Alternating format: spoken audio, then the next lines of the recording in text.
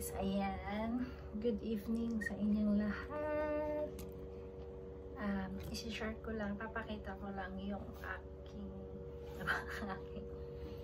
aking regalo sa aking pamangkin. Siyempre medyo masungit si tita, alam mo na yun, pero mabait din naman. Ito siya, cellphone. Medyo ano nga lang siya, mura lang siya, hindi siya masyadong mahal kasi nga mahirap lang naman ako. Ayan siya guys, hindi ko na siya i-open kasi hindi ako marunong mag-tatay, pero binuksan ko na to siya kahapon. Ano ko lang siya, i-share ko lang ba siya, pang dagdag lang ano kay ano.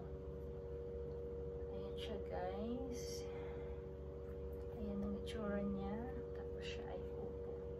Hindi naman siya mahal, mura lang din naman siya. Kaya ayan guys, ito yung aking regalo sa aking pamangkin. Asus. Hindi ko i-mention kung sinong pamangkin, basta pamangkin lang. Good luck sa makatanggap nito. Ano na siya, lucky one na siya. Kumbaga siya na yung lucky na napili para bigyan. So yun guys, thank you for watching.